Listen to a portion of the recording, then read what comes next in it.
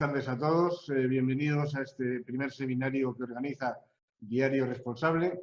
Estamos encantados de estar aquí hoy con vosotros y, bueno, me gustaría presentaros a los ponentes que van a participar en este magno evento. En primer lugar, tenemos a mí, que soy el editor de Diario Responsable, el burro delante para que no se espante. También aquí tenéis enfrente a Isabel Bruser, que es Senior Advisor y Social Broker en Hilo Sostenibilidad y Llorente y Cuenca. Además, es patrona de la Fundación Goma Espuma, es cofundadora de DIRSE. También van a participar Juan José Almagro. Di algo, Juanjo.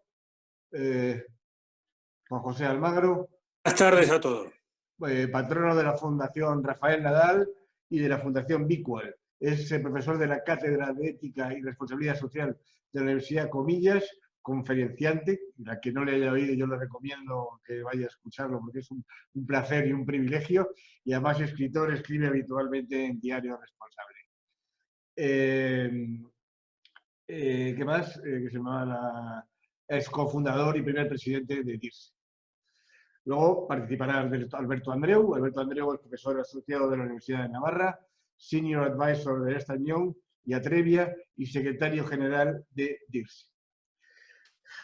Después contaremos con la opinión de Marta de la Cuesta. Marta es vieja conocida de la casa, es coordinadora del Máster Oficial de RSC y Sostenibilidad de la Universidad de la UNED y profesora de RSC y Sostenibilidad y profesora titular de la Universidad en Economía Aplicada.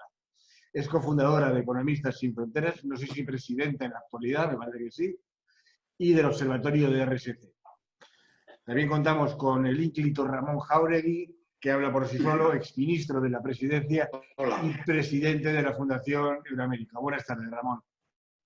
Igualmente, buenas tardes a todos. Y por último participará Orencio Vázquez, que es director del Observatorio de RSC y profesor asociado de la Universidad a Distancia. Buenas tardes, Orencio. Buenas tardes, Jordi. Como moderadora vamos a contar con mi principal colaboradora en Diario Responsable, mano derecha y nunca lo suficientemente bien ponderada, Almudena Díez, directora editorial de Diario Responsable. Y bueno, a continuación, gracias que tenemos la suerte de contar con 218 participantes, lo cual me trabuco, porque me produce una inmensa alegría ya por fin poder contar con todos vosotros. Y sin más dilación, paso la palabra a Isabel Bruser. ¿Sí está ahí? Muchas gracias, Jordi. Y gracias a todos por dedicarnos este tiempo para debatir un poco lo que creo que todos tenemos en mente estos días, y es cómo vamos a afrontar la sociedad que se está reconfigurando en estos momentos, ¿no? Y queríamos contar con la opinión y el criterio de personas relevantes en el mundo de la responsabilidad social para que puedan indicarnos cómo ellos ven y creen que esta nueva sociedad requerirá del ejercicio de la responsabilidad social, ¿no? Toda la idea salió a la raíz del artículo de Alberto Andreu publicado en Diario Responsable sobre cómo la crisis del COVID lo ha cambiado todo. Y sin más dilación voy dando la palabra primeramente a Alberto Andreu para que él también nos explique un poco la motivación de su artículo y cómo él ve que la responsabilidad social cambiará en esta nueva etapa que nos tocará vivir de COVID, que no solo de confinamiento. Gracias, Alberto. Gracias, Isabel. Bueno, la verdad es que aprovechando que veo que estáis ahí varios en el chat, somos ya 240 y tantos, si nos ponéis en el chat desde dónde estáis, así vemos un poco en qué partes estamos cubriendo, porque he visto también que algunos parte de España, parte de América Latina, así que fenomenal. Buenas tardes a todos. Bueno, como dice Isabel, yo creo que el COVID nos lo ha cambiado todo. Hace unos días leía el libro de Stefan Zweig donde habla del mundo de ayer. Efectivamente, ya tenemos el mundo de ayer y ahora lo que nos viene es el mundo de mañana. Un poco viendo eso, pues un día hablando con Jordi, dijimos, bueno, pues vamos a escribir un poco sobre qué nos va a pasar después. Y el que nos iba a pasar después partía de dos bases, y yo creo que son dos bases importantes. El rol del Estado en la sociedad yo creo que va a cambiar. y en consecuencia el rol de la empresa en la sociedad también va a cambiar. Si tiramos un poco de estos cambios, al final lo que nos damos cuenta es que cuando se inician los procesos de privatización en Inglaterra en los años 80, pues el Estado de alguna forma abandona unos territorios que en principio podrían ser cubiertos desde la empresa privada. Lo que ocurre es que eso no ocurre. Hay una parte que se queda en el intermedio. Y en esa parte que se queda en el intermedio no cubierta, empiezan a hacer las compañías, empiezan a hacer cosas, los estados también empiezan a hacer cosas y aparece un doble proceso, el proceso de alianzas público-privadas y también aparece el concepto, llamémoslo así, de los proyectos sociales de la compañía. El COVID nos va a mutar eso, porque los estados van a cubrir una serie de cosas que habían dejado atrás, las compañías previsiblemente se retirarán de esos espacios o no, o llegarán a otro tipo de alianzas público-privadas. En consecuencia, esto nos daba un nuevo mapa de actividades que de alguna forma en el campo de la RSC, que siempre ha estado orientado a gestionar las expectativas de las empresas en la sociedad, nos daba un nuevo mapa de actuación. Y en ese nuevo mapa de actuación, de alguna forma, lo que nos cambia son las prioridades. Eso que los que nos dedicamos a trabajar en esto siempre hemos llamado lo que es las matrices de materialidad, ¿no? ¿Qué va a ser importante ahora en la época después del COVID, que hace solo unos meses estaba en un cajón? Y ahí pues escribí un artículo que era un poco pues, en torno a qué giraría un nuevo mapa de materialidad, unas nuevas prioridades. Que si me permitís os voy a compartir un par de ideas en pantalla que venían un poquito por esta idea. Que son las cosas en las que en un momento determinado yo entendía que nos podía generar un cambio. Yo creo que la primera cosa que nos tendría que venir... Uy, esta no es, perdonad, esta de aquí. La primera cosa, de alguna forma, en lo que más énfasis vamos a poner es ahora en la protección del empleo de los empleados. O sea, tema de empleados y tema de empleo y todos los temas de seguridad y salud laboral van a ocupar un puesto importante. Si os paráis a pensar, esto hace unos meses estaba en el cajón. Prácticamente nadie hablaba de los temas de seguridad y los temas de protección. Era un tema, por decirlo de alguna forma, higiénico. Yo creo que esto va a subir al número 1. Yo creo que después va a haber que repensar mucho la cooperación entre el Estado y la empresa pública. Las alianzas público-privadas creo que tienen que funcionar por esto que os decía, por cómo el Estado abandona espacios y las compañías lo han ocupado, y ese nuevo modelo yo creo que va a cambiar. Tengo un poco también la sensación, no sé si es por orden o no, pero creo que los temas de acción social van a volver a cobrar una importancia relevante. Nunca dejaron de tenerla, pero ahora que hemos pasado, que vamos a pasar la crisis económica, la crisis sanitaria, previsiblemente va a empezar una crisis muy dura en lo social que quizá justifique un nuevo renacimiento de lo que es la acción social y en proyectos sociales. 4, no sé si por este orden o no, yo creo que también las empresas van a mirar muy adentro en su core business. Es decir, van a centrarse muy en su core business y previsiblemente ahí va a tener también mucha actividad la RSC. Lo que no sé, y esa es un poco la duda que tengo, es si los gestores de cada una de las áreas de core business van a retraerse en sí mismos y van a ser menos permeables a ir un paso más allá dentro de lo que sería su business as usual. Quinto tema, insisto, no sé si es el tema del pay gap, el tema de la brecha salarial. Yo creo que es el momento de abordarlo. Hemos visto ahora como algunas grandes compañías empiezan a reducir el salario de sus grandes ejecutivos, brechas de salariales que están viendo ahora, pues no sé, comparando por ejemplo con el salario medio de un enfermero, un consejero delegado de IBEX 35 está en torno a, gana 230 y tantas veces más, o un presidente está ganando 350 más veces. Yo creo que ahora este es el punto de abordarlo. También os diré que Cristiano Ronaldo o Messi, en este caso Messi, gana 7.000 veces más que lo que puede ganar un enfermero. Pero bueno, esto también habría que plantearlo, ¿no? Creo que también nos vamos a replantear las cadenas de suministro en busca de lo próximo. Juanjo Almagro escribía también el otro día en Diario Responsable un poco cómo China, que ha sido la principal fábrica del mundo, ahora se está cobrando el hecho de ser el principal proveedor del mundo. Posiblemente las cadenas de suministro también nos vayan a cambiar. Creo que también aparece el tema del propósito. Después de la declaración de Davos o declaración de la Business Roundtable, de repente nos encontramos con muchos CEOs en pro del propósito. Creo que esto va a ser la prueba de fuego, ¿no?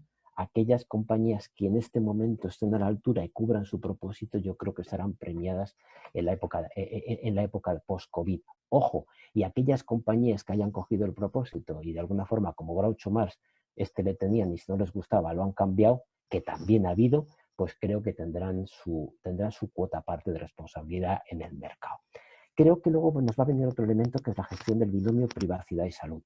¿Estaremos dispuestos a renunciar de nuestros datos para poder tener un pasaporte de inmunidad? Este binomio que empezó a surgir hace tiempo de la privacidad también. Tengo la duda, y no sé si es cierto o no, es que el cambio climático va a pasar a un segundo plano. Básicamente porque en aras al crecimiento, en aras a no desaparecer, yo creo que se van a admitir menos obligaciones ambientales. Es la duda y el miedo que tengo. Y en última instancia, pues creo que los temas de transparencia y quizá obligaciones en materia no financiera, en mi opinión, van a quedarse un poco ralentizados. Bueno, esto es un poco las ideas que teníamos de cómo iban a cambiar las prioridades, que bueno, que efectivamente las prioridades pueden cambiar, pueden ser estas, pueden ser en otro orden, pero de alguna forma este era el momento de discutirlas. ¿Nos van a cambiar las prioridades? Parece claro que sí. ¿Serán esas que apunto ahí? Pueden ser o no serlas. Y de alguna forma, pues le paso ya la palabra, otra vez te paso, Isabel, la palabra, pero este era un poco el marco sobre el que nos íbamos a mover, el cómo nos van a cambiar las prioridades. He puesto ahí varias, no sé si es el orden, pero yo creo que en torno a eso tendremos que hablar. Muchísimas gracias, Alberto. Pues ahora pasamos la palabra a Orencio, que un poco con respecto a esta contextualización o este marco que nos ha establecido Alberto, ¿cómo lo veis vosotros desde el observatorio y tú, Orencio, como una persona que lleva ya casi 20 años o más de 20 años en los temas de responsabilidad social desde la sociedad civil? Gracias. Bueno, gracias Isabel. Bienvenidos a todos. Buenas tardes. ¿Cómo lo vemos? Pues yo creo que es aventurarse mucho el hablar de cómo sean las cosas después del confinamiento y en todos los ámbitos, incluida la responsabilidad social, ¿no? Ahora tenemos un estado de shock, tanto por la parte de la oferta como por parte de la demanda, que no nos habíamos enfrentado nunca antes a esta situación, con lo cual, y vemos cómo las autoridades, que son las que más información tienen, las políticas o el mandato de la ciudadanía va variando en cuestión de horas y en cuestión de semanas, con lo cual yo creo que es muy precipitado el hablar cómo será el futuro. Sí, creo que es interesante, es un momento de reflexión interesante para reflexionar de cómo queremos que sea ese futuro, ¿no? Y aquí yo creo que la crisis que estamos viviendo, que es una crisis al día de hoy sanitaria, una crisis tremenda con unas imágenes y unos hechos, una sucesión de acontecimientos que vamos viviendo prácticamente de forma diaria, que son difíciles, muy difíciles de asimilar y van a dejar acontecimientos que todavía pues, van a ser, si no igual, van a tener un impacto tremendo en el ámbito social, ¿no? Y esto, bueno, pues yo creo que es interesante el reflexionar cómo queremos que sea ese futuro para poner los medios para intentar acercarnos lo máximo posible, ¿no? Y desde esa perspectiva, a mí me parece interesante hacer un paralelismo también con la anterior crisis, que es una crisis que tiene poco que ver con esta, pero que sí se tradujo en grandes eslóganes y grandes discursos en favor del cambio, ¿no? Y ahora volvemos pues un poco a esos eslóganes de capitalismo de Estado y es cierto que el Estado bueno, pues está interviniendo y es necesaria esa intervención. Lo que no puede hacer el Estado es sustituir al mercado, pero sí está interviniendo en el comercio, está interviniendo a través del gasto público, es decir, está interviniendo en todas las facetas que puede intervenir para ver cómo será o mitigar los impactos que va a dejar impactos sociales que va a dejar esta crisis sanitaria. Desde esa perspectiva, yo creo que es interesante el partir de cómo queremos. O sea, hemos detectado que tenemos la figura del Estado, tal y como la hemos construido en estas últimas décadas, tiene fuertes fragilidades. Lo hemos visto desde una perspectiva de nuestra estructura económica, desde una perspectiva de la dependencia de esas cadenas de suministro, desde una perspectiva de lo que hablaba Alberto de las prioridades, ¿no? Hoy en día se ponen en huelga los sanitarios y tenemos un país en situación de caos, ¿no? O se ponen en huelga las personas que realizan labores de limpieza. Muchas de las funciones que se les presta, yo creo que poca importancia por parte de la sociedad. Si hacemos ese paralelismo con una huelga de altos directivos, posiblemente no pasase nada hoy en día, ¿no? Y yo creo que eso nos tiene que marcar cuáles son esas prioridades y cuáles son las cuestiones que realmente pues tenemos que saber valorar como sociedad. Y desde esa perspectiva, yo creo que es interesante el plantear, y también lo comentaba Alberto, el plantear las cuestiones desde una visión a medio plazo y de una visión de colaboración. Siempre hablamos, y ahora mismo más que nunca, ¿no?, de esa necesaria colaboración, pero siempre apelamos, es un poco de escribir un post para Diario Responsable y hablaba del concepto de globalización. Vivimos en un mundo totalmente interconectado y, sin embargo, no éramos conscientes de esa conexión, ¿no? Y cuando teníamos los casos en China, en Wuhan, o cuando teníamos los casos en Italia, parecía que estaban muy lejos de aquí. Volvemos a hablar de esa colaboración, pero volvemos a hablarla como algo abstracto, como ajeno a nosotros, ¿no? Y cuando nos referimos a la colaboración, apelamos a Europa, ¿no? Y decimos, bueno, ¿cómo son los holandeses o cómo son los alemanes, ¿no?, que no quieren los coronabonos o que no tienen una concepción de los países del sur que no se corresponde con la realidad? Pero ese ámbito de colaboración lo tenemos que establecer a nuestra escala, tanto a nivel individual como a nivel hemos visto aquí los fallos y la falta de colaboración incluso que ha habido en algunos casos en el ámbito político, en el ámbito territorial, de los diferentes territorios. Lo vemos como no ha habido movilidad de enfermos de unas comunidades a otras, cómo hay determinados territorios que tienen unos privilegios sobre otros. Bueno, ¿cuál es esa configuración que queremos de colaboración? Colaboración a nivel político, colaboración a nivel institucional, pero también yo creo que es un momento, y esto es un alegato importante, de colaboración a nivel de los diferentes actores. Es decir, tiene que haber una coordinación sobre cómo queremos construir ese futuro. Ahora vemos la necesidad de invertir en ciencia, de invertir en una estructura económica que tenga un peso industrial más importante en la economía del país, pero ¿cómo queremos que sea esa reindustrialización? No podemos hacer 17 planes industriales diferentes, tenemos que coordinarnos, y yo creo que eso es una de las lecciones que tenemos aprendidas. Más colaboración a nivel de país, más colaboración a nivel regional con las instituciones europeas, y luego utilizar todos esos mecanismos de transferencia de rentas, de financiación. Yo en este tipo de situaciones totalmente excepcionales soy más partidario incluso de vía subvenciones que de un sobreendeudamiento para los estados que luego les van a generar una fragmentación de unos con otros, ¿no? Y que ya se está empezando a ver o se va a empezar a ver en los mercados interbancarios, y también desde un punto de vista de la capacidad que tienen los diferentes estados. Y desde esa perspectiva, ya termino, creo que es importante manejar esos fondos y manejarlos para construir ese futuro que queremos construir. Y ya terminando, o termino ya, con el hecho de las prioridades que marcaba Alberto, creo que si dejamos de lado la emergencia climática sería un gran error, porque su letalidad puede ser todavía mucho mayor que la que estamos viviendo con el virus. Entonces, emergencia climática, desigualdad es otra de las cuestiones que tiene un componente letal.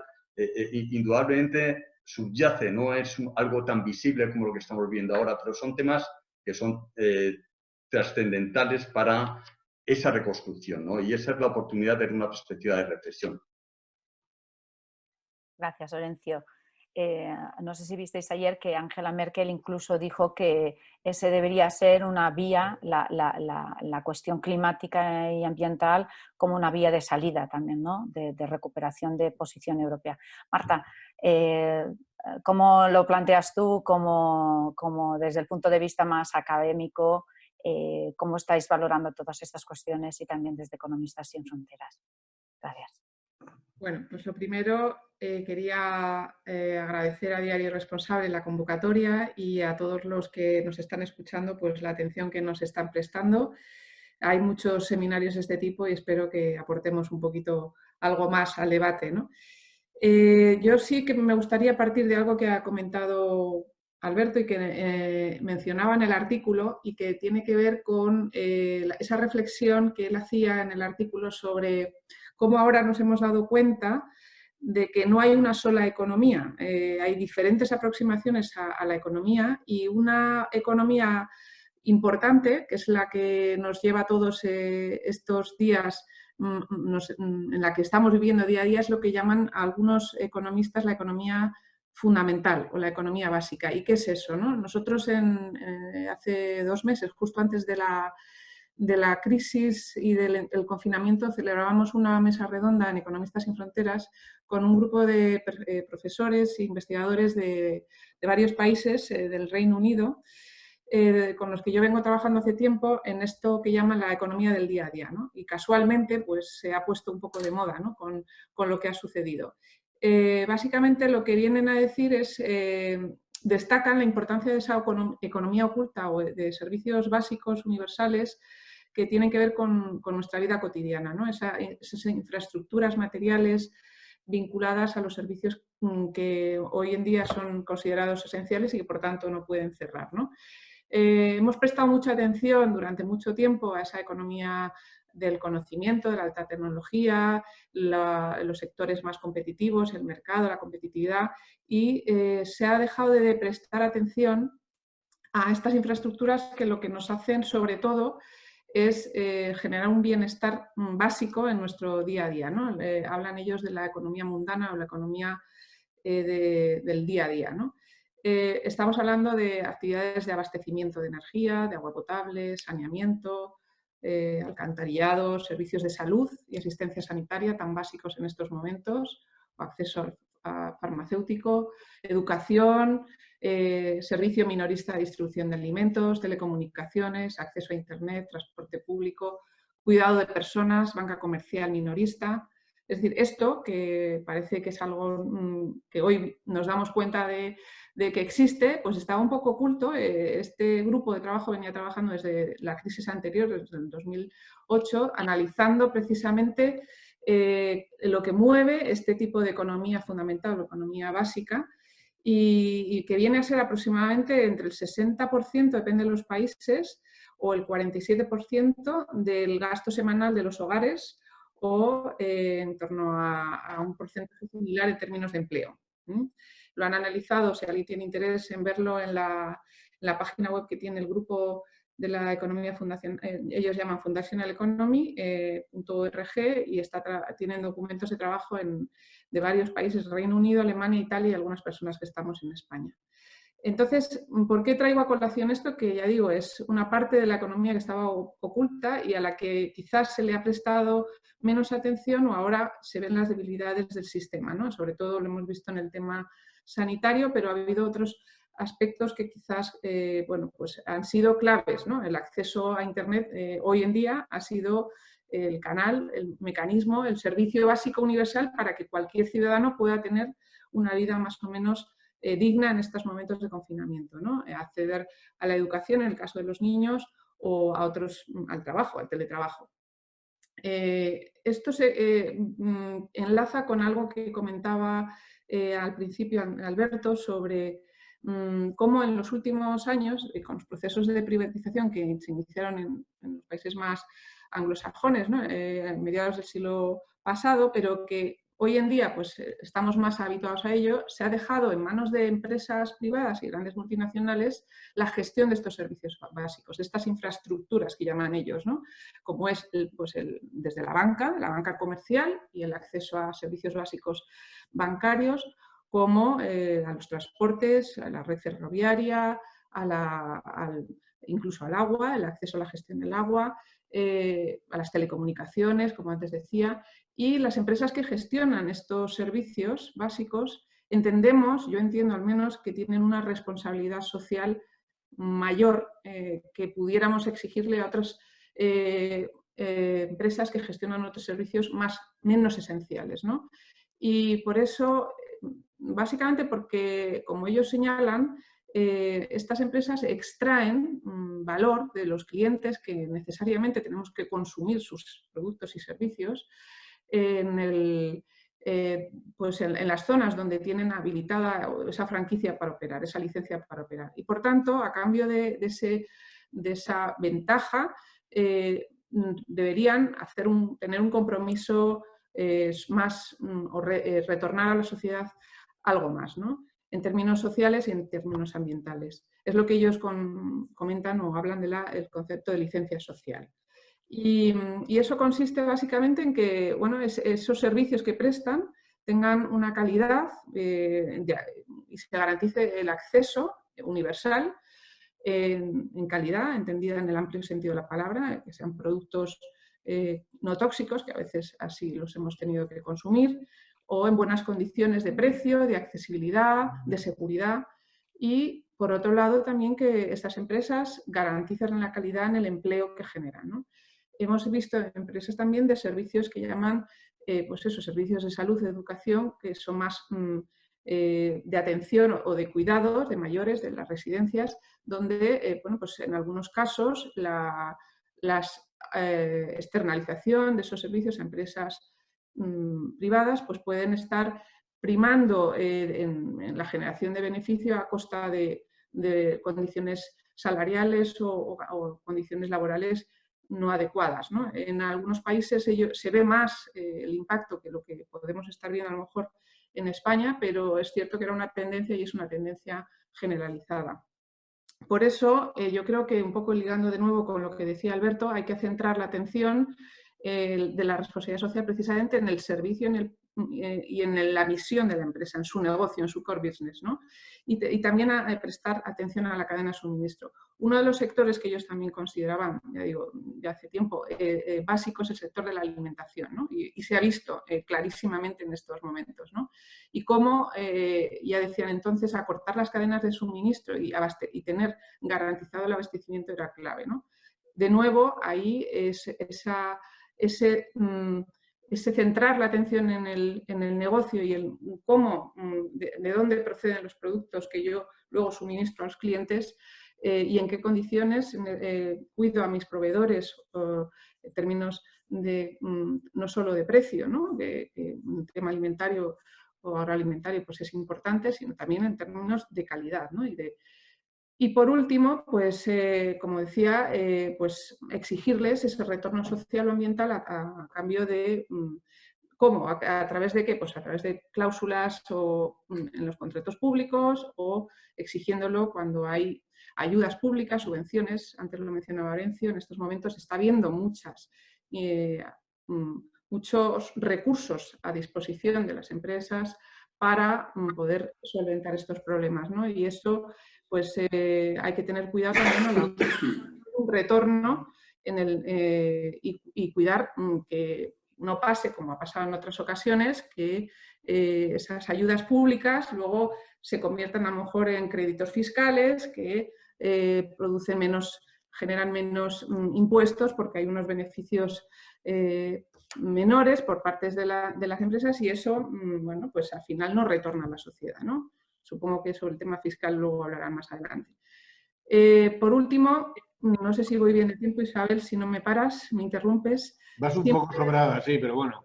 Nada, simplemente quería añadir que yo creo que para financiar todo esto y todo lo que viene por medio, el tema de los impuestos es importante, también la inversión privada y si no, pues luego podemos hablar sobre ello. Y la financiación privada, la financiación responsable tiene mucho que decir. Ya está habiendo iniciativas en este sentido, en línea con lo que ya venía sucediendo. Yo creo que es una tendencia y está para quedarse. estaba muy centrada en el tema climático, el cambio climático, y coincido con Orencio que esto va a seguir siendo así. Hay mucha regulación por venir en este sentido, en lo que se llama finanzas sostenibles, inversión con impacto, y en el caso social yo creo que ya están anunciándose emisiones de este tipo, emisiones de bonos sociales que van a ir directamente a recaudar inversión hacia proyectos de educación y de sanidad y de otros estilos. Perdonad que me han interrumpido con una llamada. ¿Me oís bien? Sí, perfectamente, Marta. Bueno, sobre estos temas podríamos hablar más, pero no quiero... Sí, podemos de aquí, yo creo que, y es un poco también lo que hemos ido comentando con Jordi y con todos los demás, seguro que de aquí lo de hoy es como un parmesano que podemos rayar, ¿no? Que nos van a salir temas y temas, porque yo creo que nosotros somos los convencidos, ¿no? Pero yo creo que también un poco lo que estamos viendo es que ahora parece que a todo el mundo está convencido de la necesidad de la responsabilidad social, ¿no? Con lo cual creo que tendremos capacidad y habrá necesidad de hacer más debates como este. Gracias, Marta. Ahora le pasamos el turno de palabra a Ramón, que muchos estamos esperando aunque parece como Alberto Andreu, la verdad es que es Ramón Jauregui. Sí. Muy bien, muchas gracias y buenas tardes a todos. Encantado de estar con todos vosotros. Y gracias a Jordi y a Diario Responsable por la organización de esta reunión. Yo empezaría por hacer una referencia a un toque pragmático sobre lo que viene, porque quizás especulamos con demasiada ilusión sobre los cambios tan formidables que se van a producir de la noche a la mañana, ¿no? El postvirus parece que va a crear una sociedad nueva, un nuevo capitalismo, un nuevo contrato social, una revalorización de lo público, una nueva manera de concebir el Estado, en fin. Yo quiero empezar por decir que los cambios no vienen solos, que no llueve, los cambios no vienen, digamos, del cielo sin que los impulsemos, sin que los humanos hagamos para que se materialicen, ¿no? Y que en ese sentido es muy oportuno reivindicar aquello de la destrucción creativa de Schumpeter, es decir, que tenemos que ser capaces de aprovechar la ocasión. Y en ese sentido creo que sí es verdad que hay fuertes movimientos, yo diría sentimientos sociales muy favorables a la idea conceptual de lo que todos hemos venido trabajando en los últimos años en favor de una empresa más sostenible, más responsable socialmente. Y desde luego esos sentimientos están a flor de piel porque todos hemos comprobado que somos muy vulnerables, todos, que somos todos interdependientes, inclusive que el Estado no puede solo, lo habéis dicho muy bien cuando habéis apelado a las experiencias que se están produciendo estos días, que a mí me parecen extraordinarias, de muchísimas compañías que están haciendo muchísimas cosas en beneficio del conjunto de la sociedad, desde los hoteles hasta los bancos, hasta las compañías de seguros, en fin, hasta los fabricantes de coches que hacen respiradores, ¿no? Todo esto a mí me parece formidable y todo ese impulso, ese sentimiento es el que tenemos que llevar hacia una responsabilidad social corporativa post-virus más, más favorable. Yo comparto todo lo que habéis dicho en general, luego tengo una pequeña discrepancia, la diré al final, pero sí querría destacar mis aportaciones en torno a 3 ideas claves. La primera, siempre me habéis escuchado mis críticas a favor de una intervención de la administración pública y del discurso político en general más comprometido con la idea, ¿no? Yo recuerdo que en el año 2009 el G20 o el G7, ya no me acuerdo muy bien cuál fue, estableció en la interpretación de la crisis económico-financiera de aquellos años una, apelación justamente a la responsabilidad social. Luego, obviamente, no se ha hecho ningún caso. Y esa es una de las referencias que vienen a cuento de mi reflexión inicial, ¿no?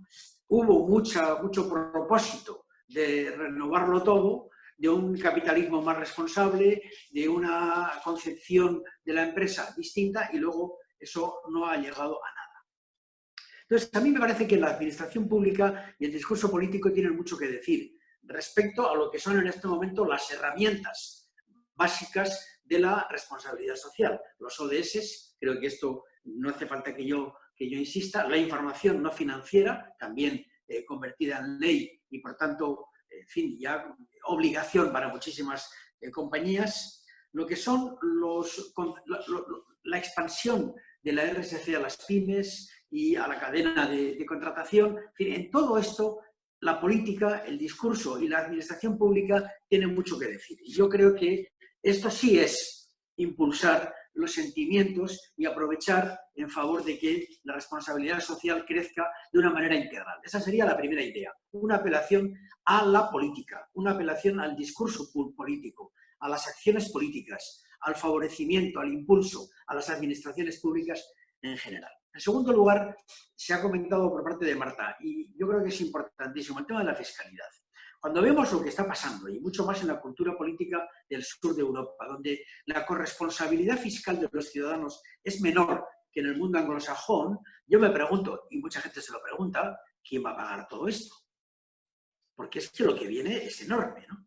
Entonces, yo creo que tenemos que apelar a la cultura de la responsabilidad fiscal como un elemento nuclear de la política de responsabilidad social de todos, porque nos va a tocar a todos. Pero si hablamos de las empresas, no podemos dejar de señalar que uno de los caminos fundamentales de la responsabilidad social es que las compañías sean fiscalmente responsables, que no haya tanta ingeniería fiscal para la elusión, que no haya tantas tecnológicas que eluden la fiscalidad en todos los países del mundo, que inclusive construyamos una nueva fiscalidad europea con ingresos directos, con ingresos propios, que se dice en terminología europea, para financiar toda esta cantidad enorme de fondos que hay que aportar a los estados para la reconstrucción económica y social de los países.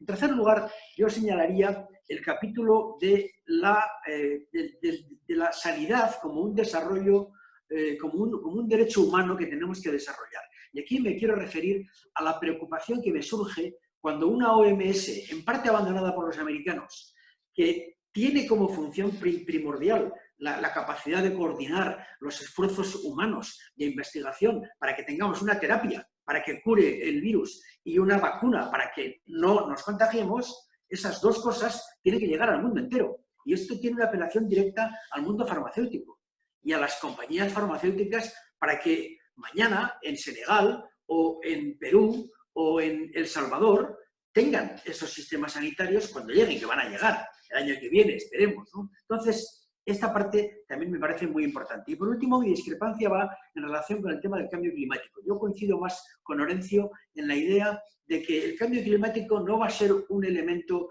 digamos, a postergar, sino que curiosamente creo que esa fuerte conciencia social que ya existe, probablemente la más fuerte desde el punto de vista de la conciencia social, de la corriente humana de sentimiento, de preocupación sobre el futuro del planeta, va a favorecer una política de sostenibilidad medioambiental en las compañías y, por supuesto, en su compromiso de lucha contra el cambio climático. Y no solamente por lo que ya digo que es una conciencia muy extendida, sino también por el hecho de que del virus se desprende una preocupación por un ecosistema sano, por una naturaleza sana, que no esté enferma, porque obviamente en ese ecosistema, digamos, putrefacto, es como la expansión de este virus y de otras pandemias se hacen todavía mayores. Por tanto, creo que también la, digamos, sostenibilidad medioambiental, que ya era un elemento clave en la política de responsabilidad social, seguirá siéndolo quizás mucho más todavía. Por ahí me quedo ahora. Muchísimas gracias, Ramón. Juanjo, tu mirada. Sabéis aquello que dijo Santa Teresa. Santa Teresa dijo que hasta el más miserable de los mortales merece el beneficio de la siesta.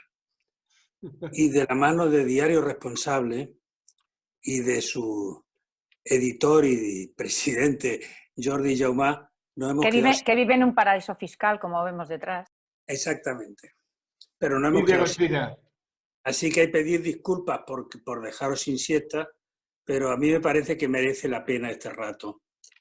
Y os saludo cariñosamente a todo el mundo y os doy las gracias por estar ahí, ¿no?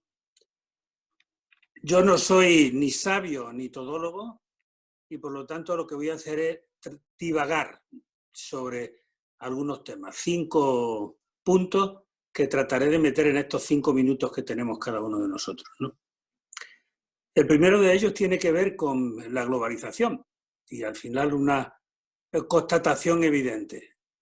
Occidente se dejó en manos de Oriente, hicimos que todo lo que se podía fabricar en Oriente se fabricase en Oriente, dejamos el riesgo en Oriente y mientras tanto nos dedicamos a especular y a hablar de responsabilidad social y de compromiso y otras cosas, mientras el Rana se caía y morían miles de personas y nosotros nos olvidábamos un poco porque al final era barato y convenía para Occidente que las cosas se hiciesen en Oriente.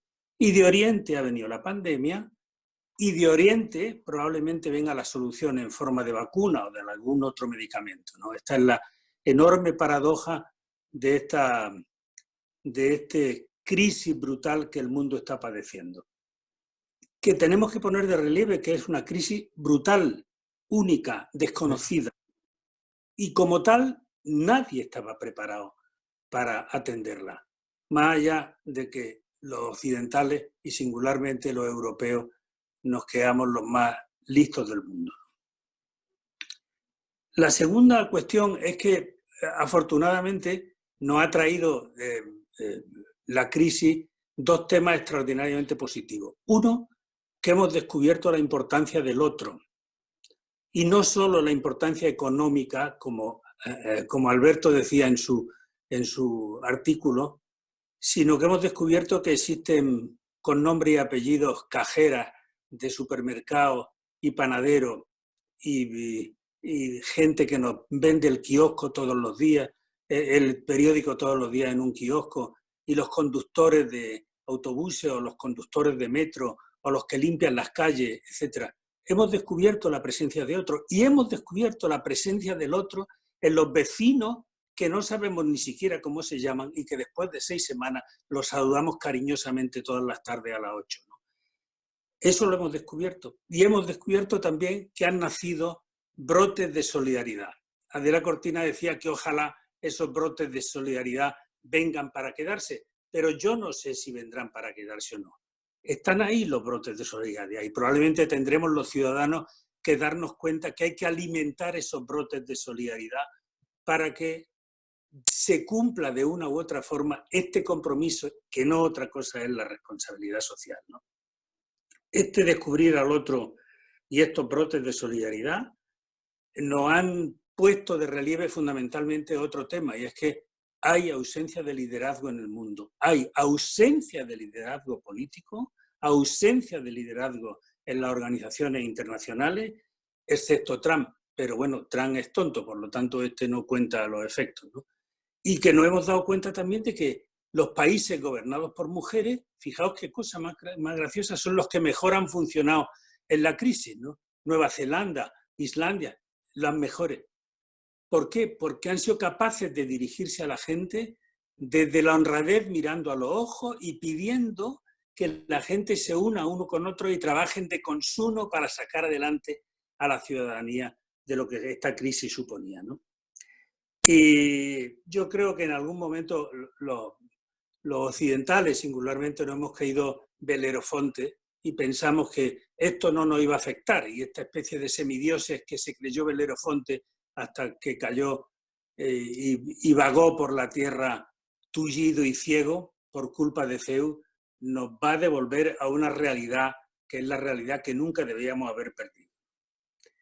Otro punto interesante, sin duda ninguna, es, creo yo, la exigencia de responsabilidad y la exigencia de transparencia. A mí me parece que no solo la exigencia de responsabilidad política, sino también la exigencia de responsabilidad de todos y cada uno de nosotros y la transparencia que se le van a pedir a los políticos y la transparencia que se le van a pedir también a muchas grandes empresas, pequeñas empresas, medianas empresas, instituciones, etc. ¿Por qué? Bueno, hay un tema que tengo singularmente clavado en el corazón, y es que la mitad de las personas que están muriendo en el mundo son los mayores. Y los mayores son las personas que nos dieron el estado de bienestar a los que ahora lo estamos disfrutando después de la Segunda Gran Guerra, y los mayores son los que salvaron a muchos países, entre otros España, con sus pensiones, la posibilidad de que viviesen sus hijos en la crisis del 2008, ¿no? Y claro, esto es tremendamente duro.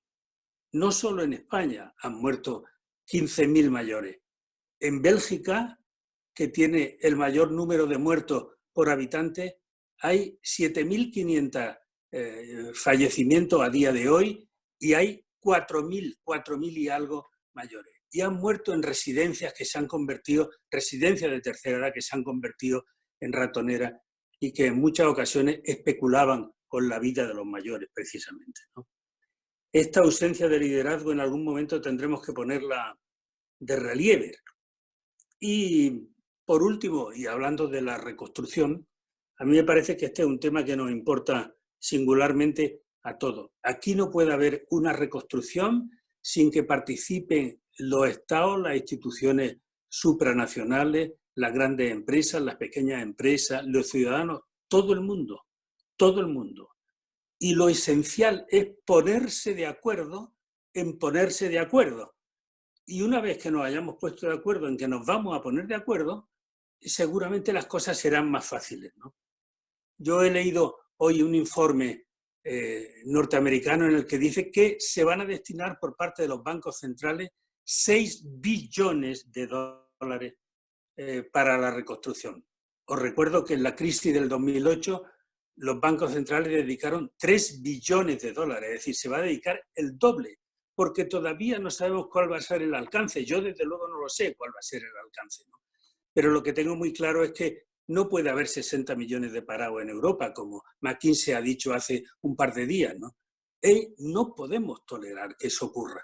Yo creo que aquí todos tenemos que ponernos hombro con hombro a sacar esto adelante y fundamentalmente a partir de unos hábitos sociales que seguro que han venido para quedarse, desde limpiarnos mucho más y mantener una cierta distancia social, etcétera, etcétera, a la ayuda estatales y de los organismos internacionales, la ayuda de las empresas, algunas están dando el pecho y yo creo que vamos a notar una presencia mayor del Estado. No sé si temporalmente solo, pero estoy seguro que va a haber una presencia mayor del Estado y una cierta desglobalización, porque en algún momento las fábricas que allí estaban en Oriente empezarán a volverse hacia Occidente. Y a mí lo que me preocupa, y con esto termino, es pensar que del coronavirus alguien pueda sacar beneficios, ¿no? Esto es lo grave, que alguien pueda sacar beneficios, porque si el virus no ha igualado a todos en la enfermedad, probablemente la reconstrucción tiene que igualarnos a todos en la salud. Y eso nos corresponde a todos nosotros. Pues muchas gracias, Juanjo, siempre sabias palabras. Ahora, en teoría, tenía que hablar Almudena, que tiene las preguntas, pero no sé si le está funcionando el audio. Pero tú querías hacer una pregunta, ¿no, Jordi? No, si tengo yo todas las preguntas, porque Almudena me parece que no puede hablar. Bueno, sí puede hablar, pero que no se le oye. No tiene audio, así que voy a pasar yo con las primeras preguntas que tenemos aquí. La primera es para Marta, es una pregunta muy concreta, y es si por favor podrías indicar de nuevo la referencia para el documento que has mencionado. Sí. Mira, la página web, el grupo de profesores e investigadores se llama The Foundational Economy Collective. Es el colectivo de la economía fundacional o fundamental, depende de la traducción, economía básica. Se publicó en Diario Responsable. Hay una versión también en castellano que hemos hecho de un libro que han sacado, que podéis ver en la página web de Economistas Sin Fronteras, que hicimos la mesa redonda, pero si buscáis en internet The Foundational Economy Collective, ahí viene toda la web con todos los documentos de trabajo y publicaciones que han hecho en inglés, y la versión en castellano, digo, una versión breve de un capítulo resumen. Vamos a hacer en Economistas Sin Fronteras también un dossier especial para el mes de julio sobre eso, o sea que estamos trabajando en ello también.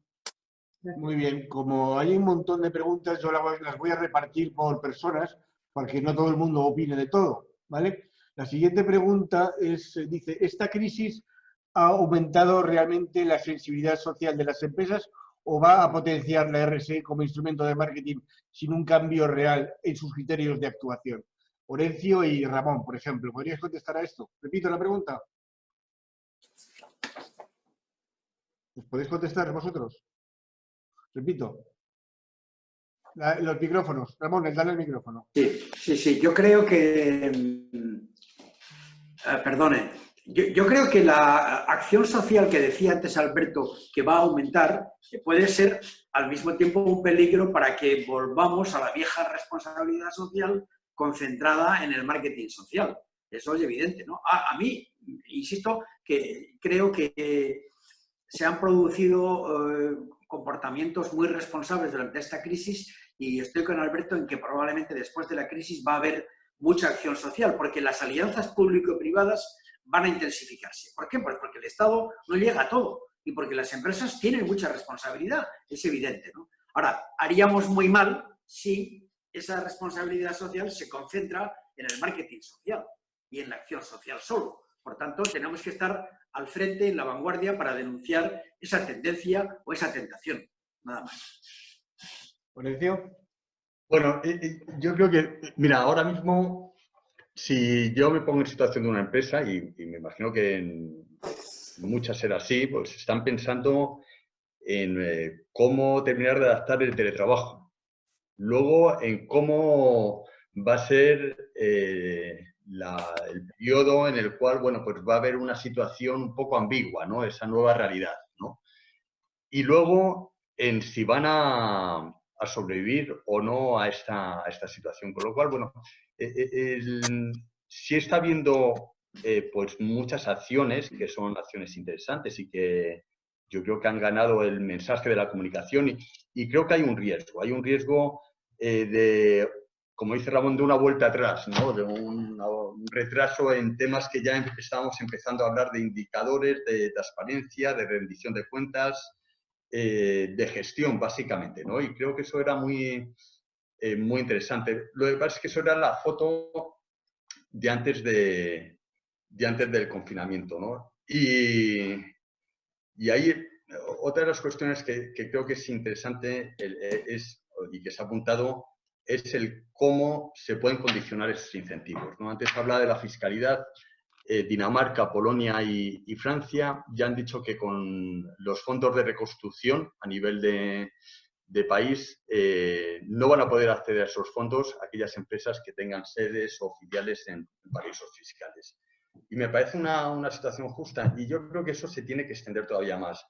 No podemos tampoco ir al rescate de organizaciones, no ya de empresas, de organizaciones en los cuales bueno, pues haya unos sueldos escandalosos. Me da igual que sean clubes de fútbol o que sean grandes empresas, porque eso es una de las fuentes de distorsión de la sociedad, ¿no? Con lo cual yo creo que ahí el papel del Estado es un papel fundamental. Y no olvidemos que, claro, ahora partimos de una situación en la cual pues nuestras empresas están en una mejor situación porque tienen más capacidad de financiación de la que tenían cuando la anterior crisis, nuestros bancos tienen más solvencia, pero todo eso ha sido gracias al Estado, en una parte importante. El Estado está mucho más endeudado porque fue a sufragar esa situación y eso luego se nos olvida, ¿no? Y hablamos solamente del fuerte endeudamiento público, ¿no? Pero tenemos que ver por qué se ha producido ese endeudamiento público. Y no puede ser y eso va a crecer mucho en estos próximos meses y creo que años, ¿no? Entonces, no puede ser gratuito, no puede ser a costa de que, como se comentaba, no recuerdo por quién, las cosas sigan exactamente igual, ¿no? Entonces, creo que esos apuntes son fundamentales. Seguir en esa línea de gestión, de indicadores, de transparencia, de poder, de que el mercado, de que todos nosotros podamos trabajar con la información, ¿no? Y que el Estado condiciona, indudablemente. Muchas gracias, Lorenzo. La siguiente pregunta es para Alberto, Andreu y Marta de la Cuesta. ¿Creen ustedes que a raíz de la COVID-19 ¿puede ser pertinente nacionalizar algunas empresas y crear un banco público?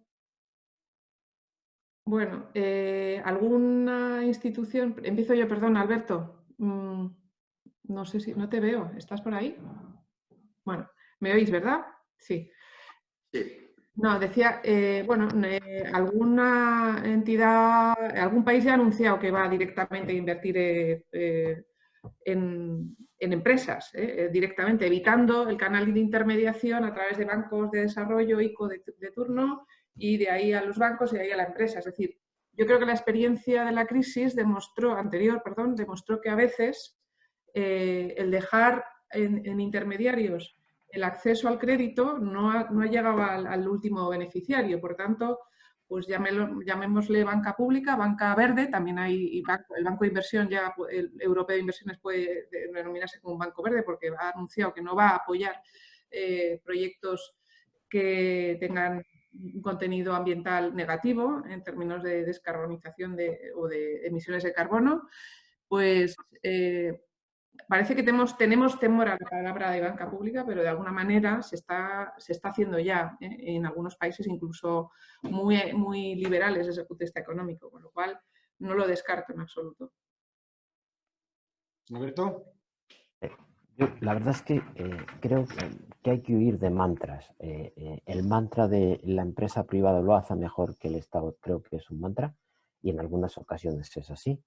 Creo que también el mantra de que cuando está en manos de lo público se hace mejor que lo privado es otro mantra y creo que es mentira. Y yo creo que la crisis del COVID nos ha demostrado algunas cosas. Por ejemplo, nos ha demostrado que las capacidades del Estado en compra de material sanitario eran muy escasas. Desde el punto de vista de lo que son los poderes públicos comprando en China, pues era escaso. Tenía más capacidad de compra en China y de logística en China una compañía como ha sido el caso de Inditex. Es decir, no creo que lo público lo haga mejor que lo privado, ni que lo privado lo haga mejor que lo público. Lo que sí que creo es que va a haber más intersección de lo público y lo privado en determinadas cosas, lo que es la cooperación público-privada. No sé si eso se traduce en nacionalizaciones o se traduce en trabajo conjunto, pero a mí sí que me parece que la parte de la alianza público-privada va a ser ahora más necesaria que nunca en sectores muy importantes.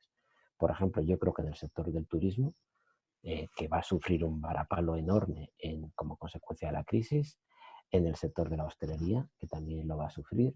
No sé en qué medida juntos estos dos sectores, junto con el sector del sector sanitario, yo creo que hay que trabajar mucho en colaboración público-privada. Y como decía Juanjo, no es de público o de privado. Un dato, por ejemplo.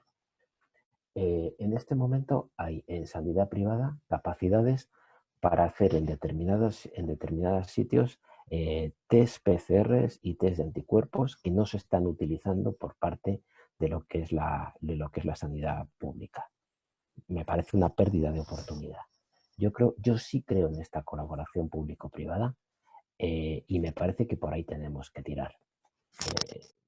No se tiene por qué traducir necesariamente en una toma de acción, salvo como por ejemplo en situaciones donde va a haber que salvar compañías para que no sean compradas, entre otras por compañías chinas, ¿no?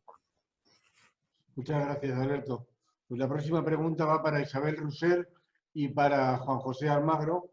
Y la pregunta es, ¿creen ustedes que como consecuencia del impacto económico, laboral y social del COVID-19 es ineludible una normativa obligatoria para empresas en materias de transparencia, rendición de cuentas y debida diligencia? ¿Repito? Juanjo, ¿vas tú primero? Juanjo, el micrófono. No, ahora le he dado el micrófono. Ahora sí. ¿Repito la Cuando pregunta? quieras. Mucho gusto, Isabel, tú primero, por favor. Vale. Bueno, en las cuestiones que plantea la pregunta ya hay bastante regulación a nivel europeo, además, ¿no? O sea, pero sí que es verdad que yo creo que deberá aumentarse mucho más en la trazabilidad de las cuestiones que se informan. Es decir, para que también podamos realizar compras o inversiones, sabiendo muchísimo más el impacto que generan nuestras compras y nuestras inversiones, ¿no? Yo sí que creo que ahí deberemos reforzar, por como ha dicho también Orencio antes, lo de la fiscalidad, también discriminar pues, aquellas empresas que sí que están haciendo una apuesta por ser agentes de cambio y de transformación social, que yo creo que es la gran diferencia que ahora deberemos percibir, ¿no? Para no caer solo en lo que sería la acción social, ¿no? Y por tanto la trazabilidad de todas las acciones será muy importante. No sé, a lo mejor Ramón tiene más información porque sí que era uno de los temas estrella, ¿verdad, Ramón? De la transparencia, ¿no? Y la información no financiera, pero ahí ya se reguló.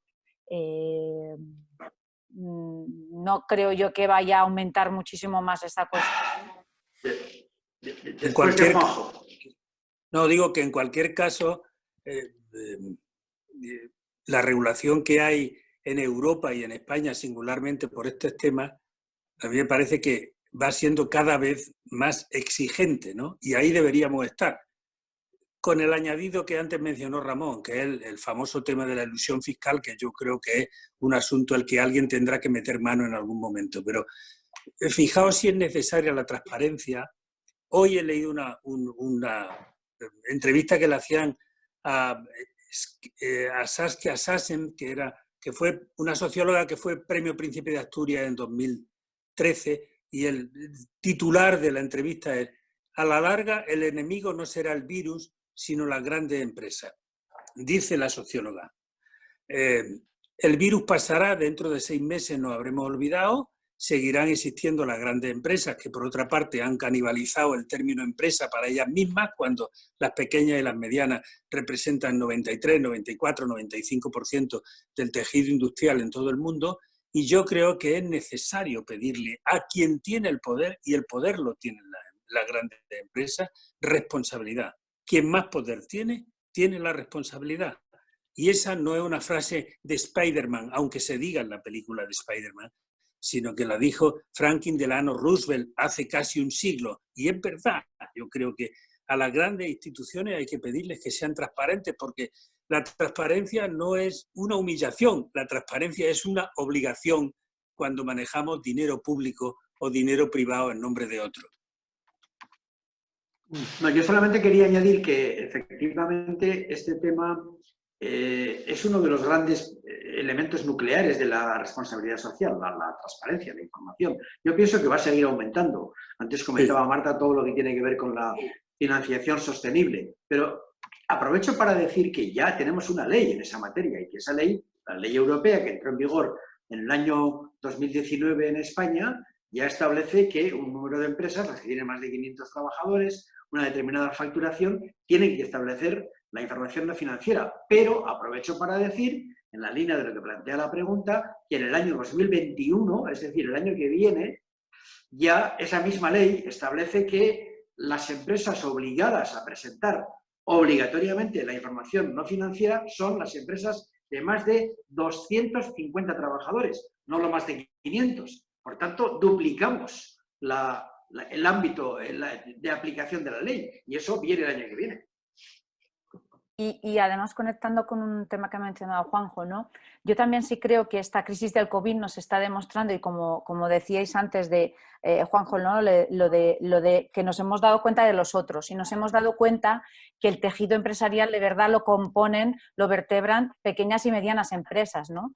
Que son también las que ahora además tendrán esta obligación de transparencia. Los que menos cobran, como acertadamente dijo Alberto, los que menos cobran del mundo. Y una pregunta que planteaba antes Ignasi Carreras: ¿qué pasa con la fiscalidad?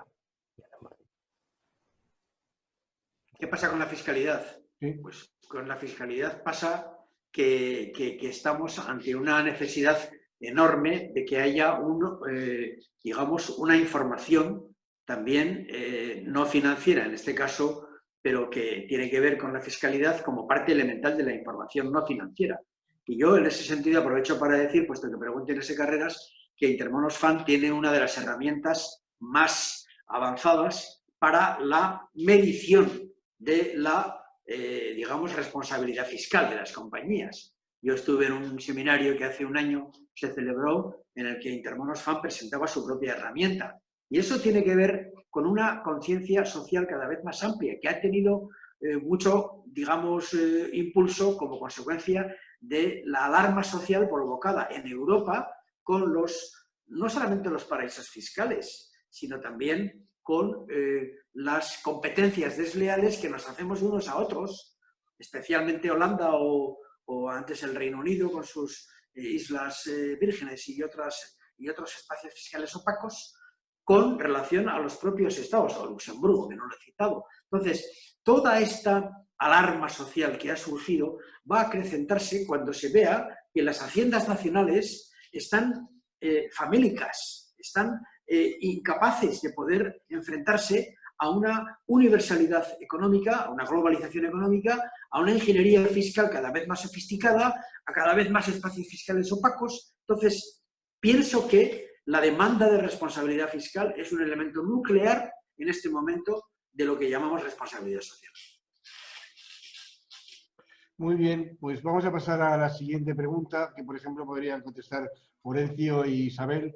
Dice, después de muchos años, parece que los departamentos y responsables de RSC vamos a pasar de estar olvidados en un rincón de las oficinas donde estábamos creando malvas a ser los nuevos protagonistas y a estar en el candelabro. ¿Cómo pensáis manejar esta nueva situación sin caer en tentaciones de greenwashing y falsas acciones? Pues yo creo que ahora el DIRSE sobre todo tiene que saber estar muy atento a no perder la esencia de las compañías, como decía Alberto, a estar muy cerca del core business y sobre todo muy cerca del core de las personas de la compañía, de las personas que componen las compañías, a lo interno y a lo externo, ¿no? Volver mucho a las esencias. Para mí eso deberá ser el elemento de competitividad de las compañías, no perder las esencias y ser muy consistente con las personas y con la responsabilidad con las personas, a lo interno y a lo externo. Y para equilibrar mucho ese greenwashing de solo estar a lo externo de la acción social, ¿no? Al final, ya sé que queda como que pareceremos el día de la marmota, ¿no? Pero lo de la responsabilidad social tiene que ver con cómo hacemos los beneficios, no con cómo los repartimos, ¿vale? Y ese cómo es lo que ahora deberemos poder trazar bien, porque deberemos ser muy consistentes con ello, ¿no? Y además también creo que habrá tantas necesidades sociales, incluso de minimizar ese impacto social desde tu propia responsabilidad como empresa, que el DIRSE tendrá que ser muy hábil para también estar en lo prioritario y en lo importante y no en lo subsidiario.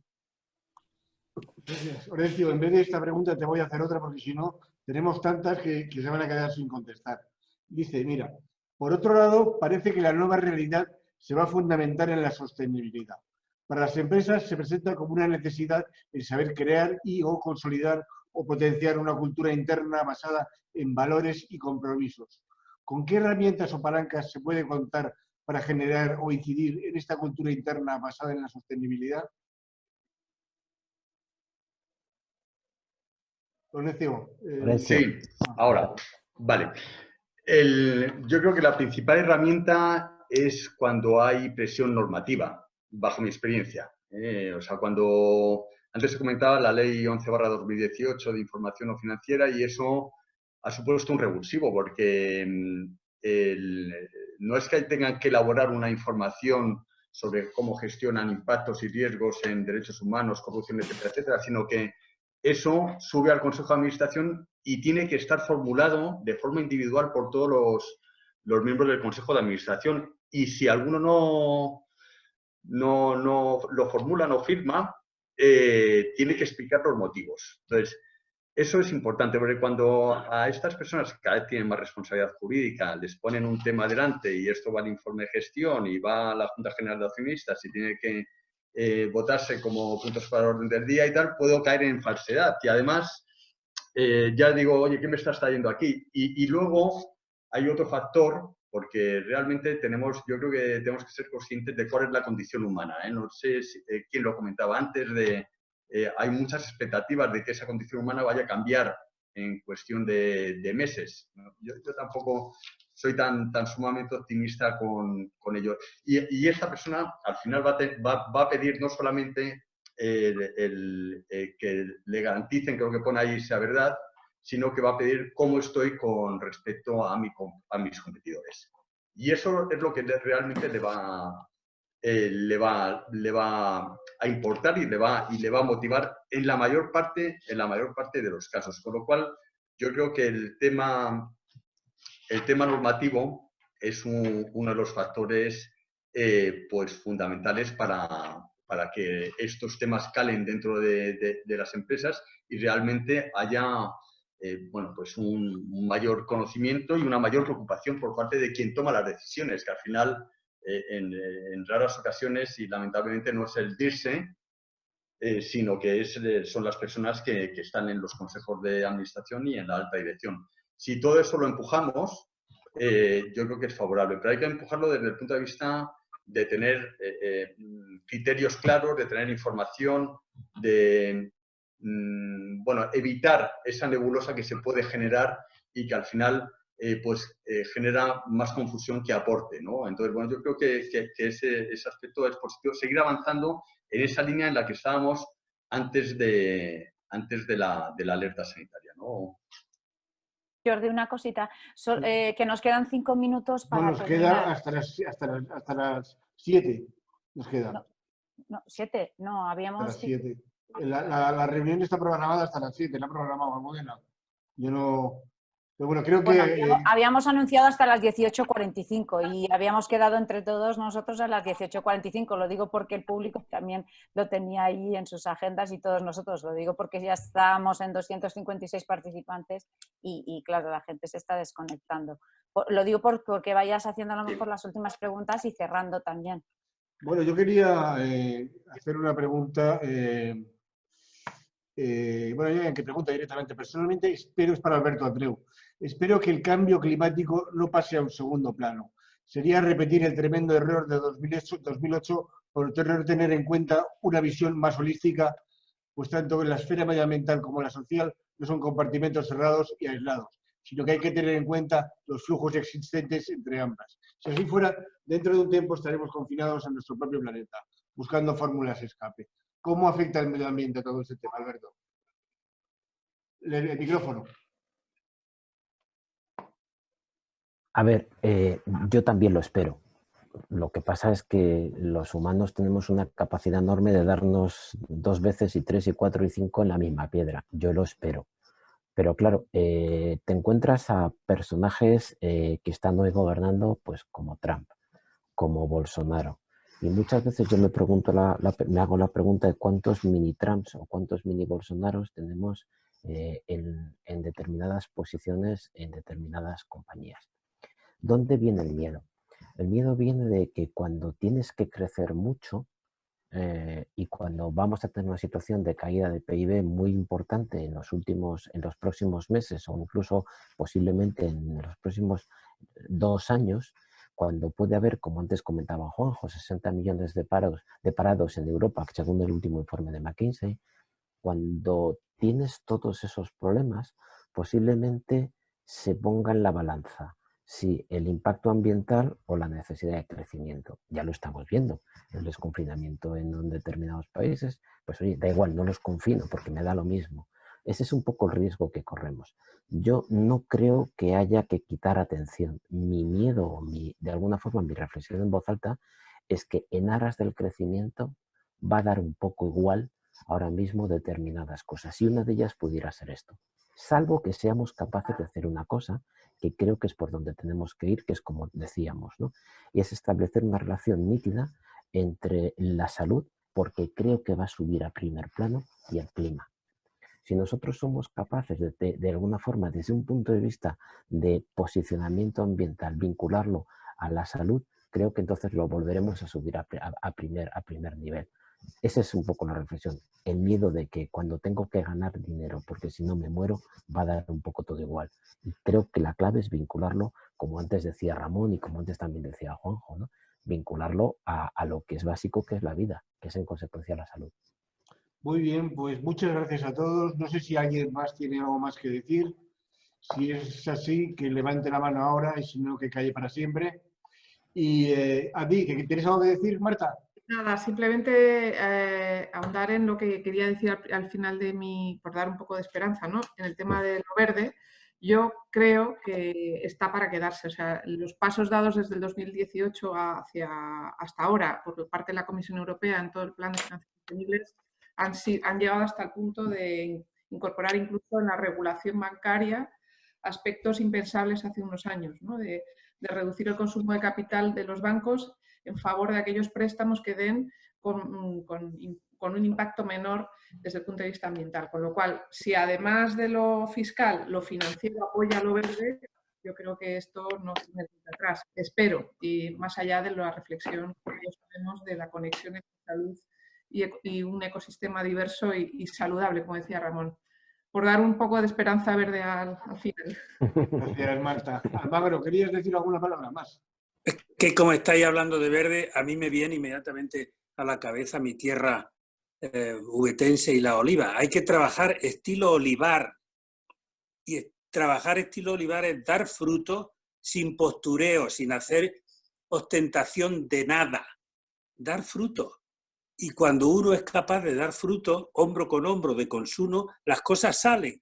Y nuestra obligación es transmitir esta esperanza para que al final todo esto se convierta en confianza. Ojalá. Muy bien, pues muchas gracias a todos. Os convocamos la semana que viene, el próximo jueves, que tendremos un nuevo webinar, en esta ocasión con directivos de RSE de diferentes empresas, y esperamos contar con vosotros y esperamos que os haya resultado agradable. Gracias a los 300 que habéis venido hoy a vernos. Hasta luego. Chao, gracias. Adiós. Hasta luego. Gracias, adiós. Un Adiós. placer. Chao, chao. Pero Igual bueno, es que estabas un poco hipocondríaco, ¿no? Pensando que te venía a ti también. no, hipocondriaco, sí, sí. No, lo que hipocondriaco. pasa es que eres población de riesgo. No Él es solo población de riesgo y Sí, sí. tú y yo, Ramón. La población de riesgo también le alcanza a Alberto. Yo también. Solo los mayores. Solo los mayores. Ya, pero yo tengo... Quedan 2 minutos. Una cosa importante, nos Venga. tenemos que poner el mute todos cuando eso hable. iba a decir yo. ¿Qué pasa? ¿Qué pasa? Todos en silencio. Ah, vale, Menos vale. cuando os toque hablar, porque si no es un gallinero. ¿Quién va a articular? ¿Vas a articular tú, Isabel, o Almudena? No se te ¿Me oye, vais a Isabel. cambiar el apellido en mi letrero? Es que eso, Ramón, tenemos que acceder de nuevo y ya no tenemos tiempo. Vale, Es que vale. no pasa nada. Yo creo que todo el mundo sabe que no eres Alberto. Bueno, hay para ¿está la gente ya preparada? Modena, lo puede también. Yo me voy a silenciar, ¿eh? Venga, Sí. vale. Ahora todos nos silenciamos, menos Jordi, que es el único que tiene que hablar a partir de ahora. Y el resto vamos entrando en las palabras que os iré yo dando en orden de acuerdo a la escaleta. De Alberto, Orencio, Marta, Ramón y Juanjo. Después Almudena, hago unas conclusioncillas así a vuela pluma y Jordi cierra. Vale, de momento estamos los que estamos aquí. 8. O sea, podemos hacer un chat entre nosotros. Sí. Vale, pues venga, pues nos... Ahora he Almudena, visto que has puesto... no te oímos, Almudena. ¿Empiezo? No empiezas No, todavía, solo hay 8. Almudena, no te oímos. No, estás muteada, Almudena.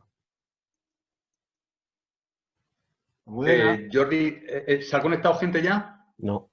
no lo sé. No, mira, lo ves abajo, donde pone participantes. Pero esos participantes somos nosotros, 2, 4, 6, 8. Claro, entonces falta... Porque no hemos empezado a transmitir. ¿Tú ves la barra naranja de arriba? Arriba hay una barra naranja. Empieza a transmitir. Hasta que no empiece. Vale. Almudena. Nada. No, Almudena no se la oye. Pues entonces vamos a tener que improvisar con las preguntas. Almudena, escríbeme por WhatsApp, Almudena. No te oímos, Almudena. Voy a empezar. Mira a ver si tienes el volumen bajo o el muteado. Vete al ajustes, igual tienes que ir a ajustes, Almudena, y mirar en ajustes el sonido. Sonido bajo o rastrero, que se llama. No, no tiene. No, no tienes, igual tienes que ir a ajustes, Almudena. En No te audio, oímos. Bueno, voy a empezar, ¿vale? Vale, vale. Yo me doy mute. todos Venga, daros mute. mute. 1, 2, 3, mute.